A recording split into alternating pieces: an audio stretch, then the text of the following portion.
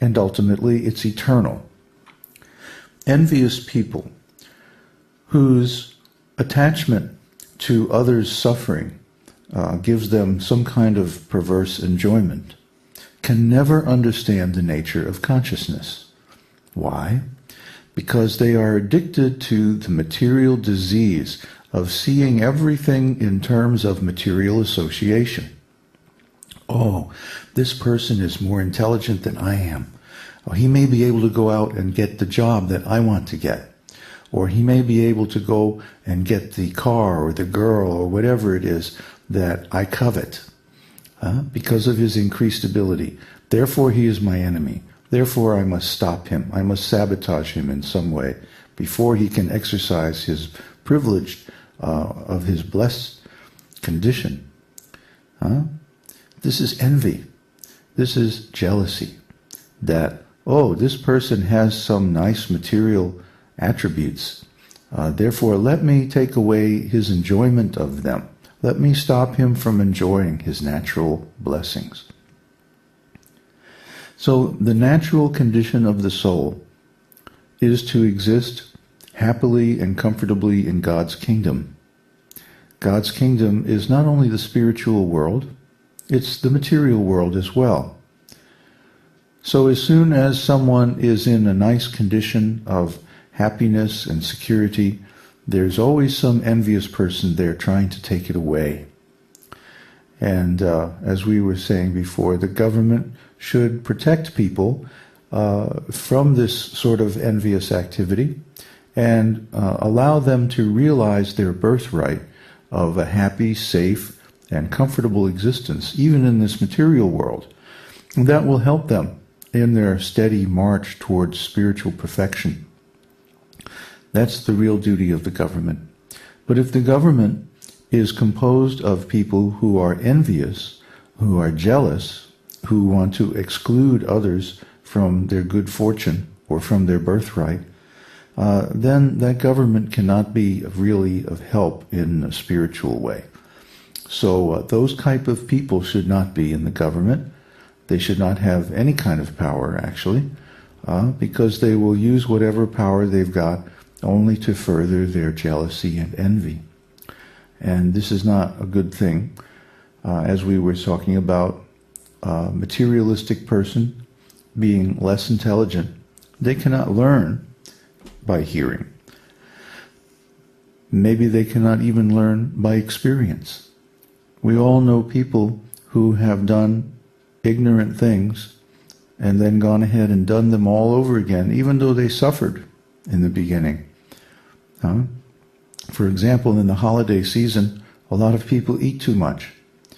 And they say, oh, I'll never do that again. I'll never eat so much of whatever it was that I got sick or whatever. But then the next holiday they do it all over again. Do they ever learn? Well, maybe not. So this is low-class intelligence.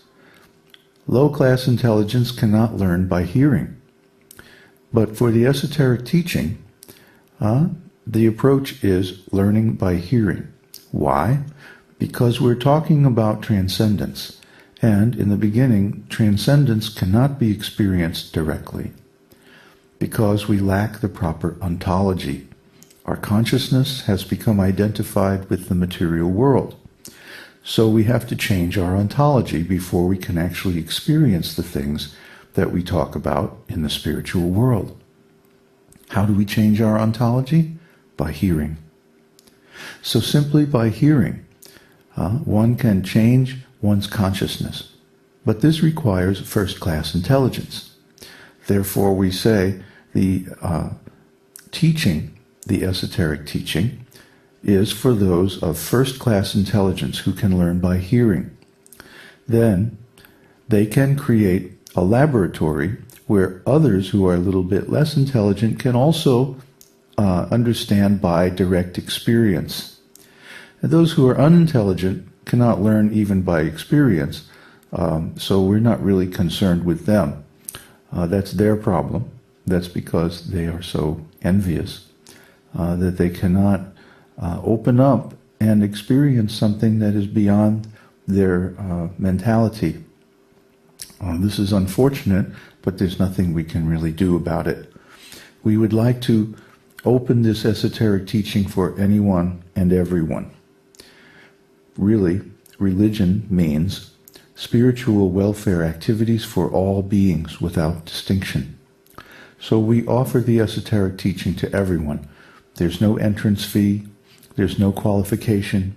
Anyone can hear these discourses and apply them, put them into practice in their own life, and benefit. However, we know from experience that only first-class intelligent people can learn that way. So therefore, we are mainly interested in talking to those kinds of people, because then they can establish a local group for further propagation of the teaching. The unintelligent, the envious, the jealous people, they will never learn.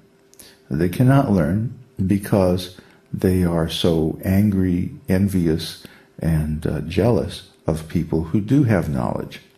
This is unfortunate. We would like to help them too, but in their case, they cannot learn by hearing or even by direct experience, so what can we do? Anyway, the purpose of this esoteric teaching is to help us rediscover our original state of spiritual consciousness and re-experience life from the position of our perfect spiritual body. In this material world, we cannot attain a perfect body. We have discussed this many times from different angles. And one of the reasons why not is because there are always envious people around.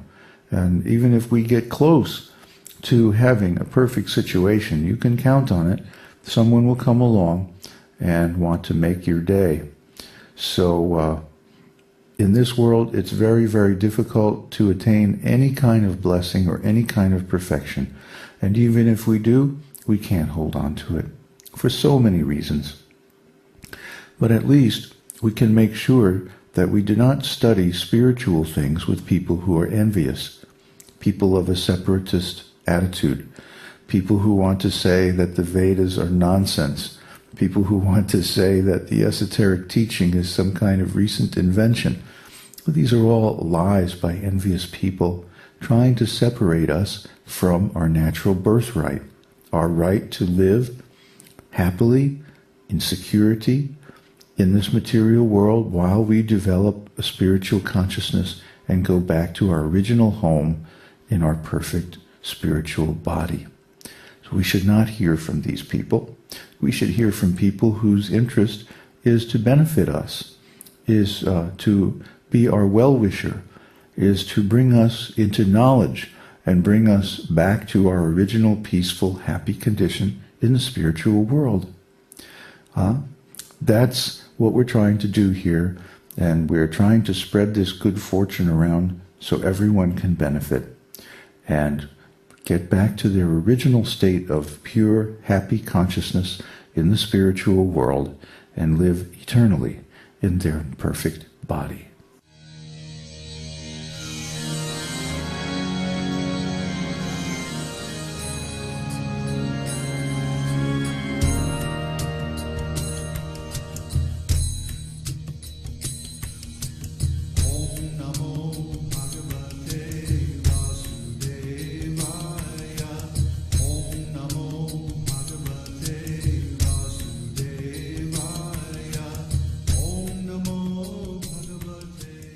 We hope you've enjoyed this edition of My Perfect Body.